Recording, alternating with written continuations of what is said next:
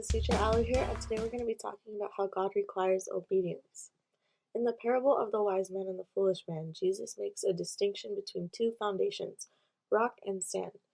Jesus' parable asks a question: what is the rock? It's vital that we know what the rock represents, since Jesus tells us to build our house upon it. Take a moment to think about it. What do you understand the rock foundation to be according to the parable? You'll learn more about that in today's lesson. How many of you have built a sand castle before? Aren't they amazing? You grab loose pieces of sand, you put water on them, and you pack them together to form magnificent buildings. But don't those sandcastles eventually wash or blow away? In our story today, we're going to learn about obeying God and how following Him can help you stand strong forever. Our story today focuses on two builders. I'm going to let you guess what happens to these two builders. One builder made his house on a firm foundation. He built his home on a solid rock. The other builder created their house on sand. Can you guess what happened? That's right. The person who built their house on the sand had it wash away. Just like when you make sand castles and water comes to wash it away, or you kick it down and destroy it to start all over.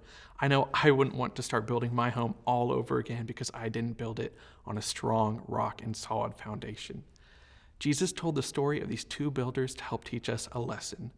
Jesus wants us to know that obeying God and following Him in His ways puts your life on a firm foundation. It doesn't budge or move when winds or waters come. It can handle storms and all the troubles of life. If you choose to follow your own path, your foundation may fall apart and all that you've built up can crumble and fall to the ground. That's why we follow God and obey His ways.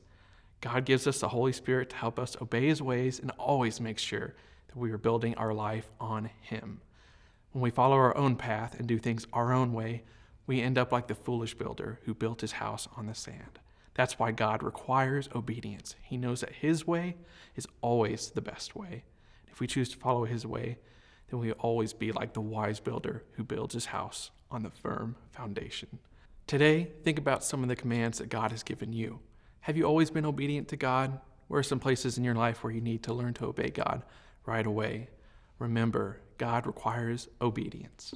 Thank you guys so much for watching. Make sure to download the activity sheets in the description below. And don't forget to email us your prayer requests at lighthouse@plaog.net. See you next week.